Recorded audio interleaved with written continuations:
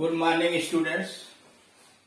इस वीडियो के माध्यम से हम लोग कॉन्सोनेंट्स यानी व्यंजन का उच्चारण किस प्रकार से किया जाता है उसके विषय में जानकारी प्राप्त करेंगे।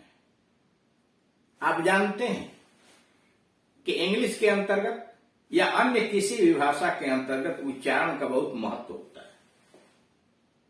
अगर हम शब्दों का सही ढंग से उच्चारण नहीं करेंगे तो जो बात हम लोगों तक पहुंचाना चाहते हैं वह बात लोग न समझ के कोई और बात समझ लेंगे। उदाहरण के लिए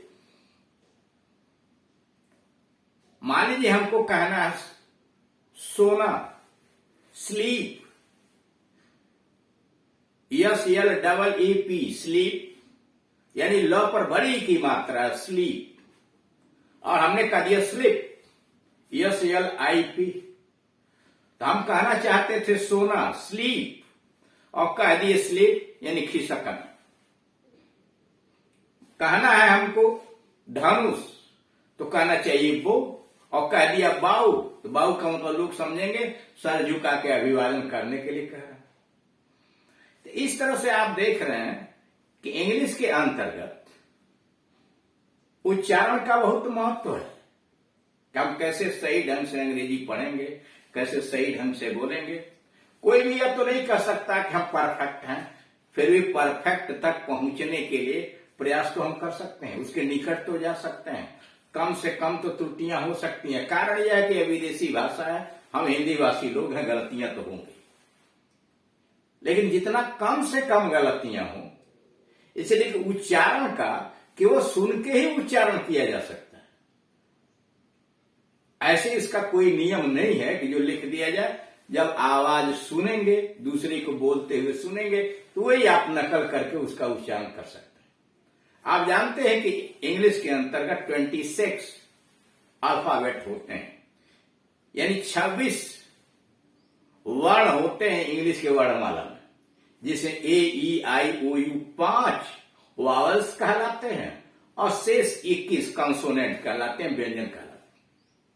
वावल्स का उच्चारण कैसे किया जाता है इसके पहले वाले वीडियोस के अंतर्गत दिखाया जा चुका। अब यहां कॉन्सोनेंट्स का कैसे उच्चारण होता है उसके विषय में जानकारी प्राप्त की जाए।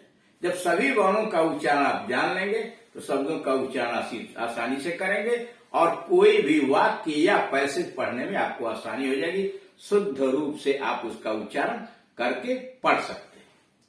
यहां पर कॉन्सोनेंट से संबंधित GH का उच्चारण दिया गया कि GH का उच्चारण का क्या नियम है। जी का मतलब जानते हैं ग होता है और GH का मतलब घ होता है। तो अब यहां कह रहा है कि इसका नियम क्या है। किसी व्यक्ति, वस्तु या स्थान इत्यादि का नाम लिखने में GH का प्रयोग ग या घ के रूप में किया जाता है। कह रहा किसी व्यक्ति का, वस्तु का या स्थान का आपको नाम लिखना हो तो GH का प्रयोग वहां ग के रूप में भी किया जाता है और घ के रूप में भी किया जाता है। जैसे गालिब, तो गालिब में लिखा हुआ GHALIB, यह यहां साइलेंट है, सीधे करें गालिब। घनश्याम, GHANSHYAM, घन श्याम, यहां GH का प्रयोग घ के लिए किया गया है और यहां GH का प्रयोग ग के लिए किया गया। रूल नंबर 2, जब किसी इंग्लिश वर्ड में GH और उसके ठीक पहले स्वर हो, कहा किसी इंग्लिश वर्ड में, अंग्रेजी के किसी भी शब्द में GH हो और उसके ठीक पहले स्वर हो, यानी AEIOU में कोई वावल आया हो या GH के बाद T हो, दो शर्तें हैं। कहा किसी शब्द में GH हो, उसके पहले कोई स्वर हो, AEIOU हो, अथवा GH के बाद T आ गया हो तो GH का उच्चारण नहीं होता है, यानी GH का उच्चारण छोड़ देते हैं। जैसे प्लाऊ, PLOUGH, प्लाऊ, प्लाऊ का मतलब हल। यहां देख रहे हैं GH का उच्चारण गायब है, साइलेंट है, NIGHT नाइट, इसमें देख रहे हैं GH का उच्चारण नहीं है, NIT का उच्चारण हो गया है, night. Never, NEIGHBOUR, GH silent कर दिया गया, सीधे पढ़ा जा रहा नेवर, नेवर पड़ोसी। यानी नियम आपका यह हुआ कि जब किसी इंग्लिश वर्ड के बीच में GH आया हो, उसके पहले अगर कोई स्वर आया हो, जैसे GH के पहले आई यहां आया हुआ है, GH के पहले यहां आई आया हुआ है, यहां GH के पहले U आया हुआ है, ये सब स्वर हैं। अथवा उसके बाद जैसे यहां T आया हो GH के बाद, तो उसका उच्चारण यानी GH का उच्चारण छोड़ दिया जाता है, नहीं होता है। रूल नंबर 3, कुछ वर्ड्स में GH का उच्चारण फ होता है। कारण कुछ ऐसे भी शब्द हैं जिसमें GH का उच्चारण घ या ग नहीं होता, फ होता है। जैसे COUGH कफ, COUGH कफ मतलब खांसी। ENOUGH एनफ काफी, ENOUGH एनफ काफी। यहाँ GH का उच्चारण फ है, यहां भी GH का उच्चारण फ। LAUGH laugh, LAUGH laugh, laugh का मतलब हंसी। ROUGH रफ, रफ मतलब असभ्य आदि, यानी ऐसे शब्द। यानी इसमें आपने देखा कि किस तरह से GH का उच्चारण ग के लिए भी आता है, घ के लिए भी आता है, साइलेंट हो जाता है, और फ के लिए भी आ रहा है। अब आइए यच का उच्चारण नियम, यानी यच का उच्चारण नियम क्या है। रूल नंबर 1, रूल नंबर 1 के अंतर्गत आप देख रहे हैं कि आया हुआ है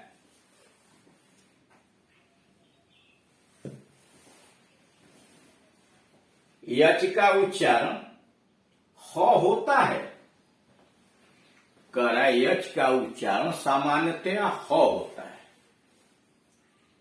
लेकिन जब किसी वर्ड के शुरू में आर यच हो, करा ठीक है यच का उच्चारण ह होता है, लेकिन जब किसी वर्ड के शुरू में आर यच हो तो ह का उच्चारण नहीं होता, छोड़ दिया जाता है। जैसे RHAP SOD रपसोट, रपसोट का मतलब असंबद्ध काव्य, असंबद्ध काव्य। Rhythm RHYTH rhythm. यहां देख रहे हैं कि आर के बाद यच आया हुआ है, आर यच पहले आया हुआ है, तो यहां पर टी यच का उच्चारण नहीं हो रहा है और इस यच का भी उच्चारण नहीं हो रहा है। यहां पे आप देख रहे हैं यच का उच्चारण गायब है, सीधे लिखा गया रप सोट। यानी जब किसी वैसे सामान्य तरीके से यच का उच्चारण होता है, लेकिन शब्द के शुरू में अगर आर यच आ गया हो, उसके पहले आर यच आया हो, तो यच साइलेंट हो जाता है, जैसे रिदम का ताप।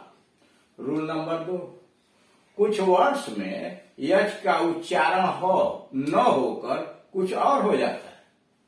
कारण कुछ ऐसे भी शब्द आते हैं जिसमें यच का उच्चारण हो न होकर कुछ और होता है, जैसे एयर HEIR, यहां लिखते हैं हेयर और पढ़ते हैं एयर, मतलब वारिस।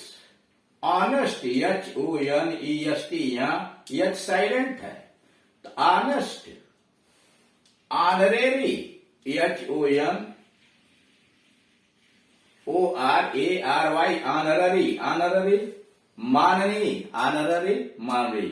HONOUR ऑनर, ऑनर सम्मान। HONOUR ऑनर सम्मान। ऑनरेबल HONOURABLE ऑनरेबल का मतलब माननी। यहां आप देख रहे हैं कि यच आया है, इन शब्दों के अंतर्गत यच का उच्चारण होता ही नहीं है, यच का उच्चारण छूट गया है। जैसे इसमें लिखा है ना, कुछ वर्ड्स में यच का उच्चारण हो न होकर कुछ और हो जाता है, जैसे HEIR में आप यह कह सकते हैं कि यह साइलेंट है, एयर हो गया है। यहाँ HONEST में ऑनेस्ट हो गायब है, ऑनरेरी हो गायब है, ऑनर हो गायब है, ऑनरेबल यहां भी होता है। अब आइए के का उच्चारण नियम। के का उच्चारण का क्या नियम है?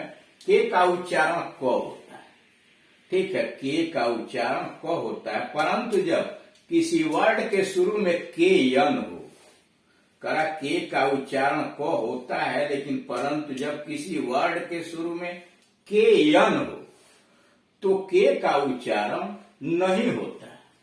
करा के का उच्चारण क करते हैं, लेकिन कोई ऐसा शब्द आया है कि उस शब्द के शुरू में के यन आया हुआ हो, के यन हो, तो के का उच्चारण नहीं होता, छोड़ देते हैं। जैसे नो, के एन ओ डब्ल्यू, नो, यहां देख रहे हैं के गायब है।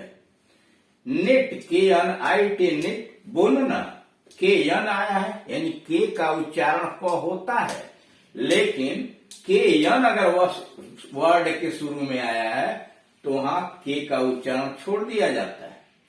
रूल नंबर 2, जब किसी वर्ड में सीके हो तो के का उच्चारण न होकर सी का उच्चारण क होता है। कारण जब किसी वर्ड में सीके हो, सीके आया हुआ हो, तो के का उच्चारण न होकर सी का उच्चारण क होता है। जैसे नेक, NECK, यहाँ सी का उच्चारण क के लिए आया है, न कि के का। नेक, गर्दन। रैक, RACK, यहाँ के का उच्चारण नहीं हुआ, सी का उच्चारण हुआ, रैक। रैक का मतलब बोतल रखने की टांड। तो अब इस प्रकार से आप देख रहे हैं कि इन व्यंजनों का यानी GH का देखा किस तरह से उच्चारण हो रहा है। फिर आपने देखा यच का उच्चारण का क्या नियम बना हुआ है, और फिर के उच्चारण के क्या नियम हैं। यानी जो अक्षर है, जो वर्ण है, वो केवल अपने तक ही सीमित नहीं है। जैसे अभी आपने देखा कि GH का उच्चारण ग के लिए भी हो रहा है, घ के लिए हो रहा है, और फ के लिए भी आ जा रहा है। ये इंग्लिश है, इसमें अपवाद बहुत होते हैं। जितना नियम है उतना ही उसका अपवाद है। जैसे जैसे आप वीडियोस देखेंगे वैसे वैसे आप बात समझते चले जाएंगे और सारे अपवाद के विषय में भी आपको जानकारी हो जाएगी। Thank you.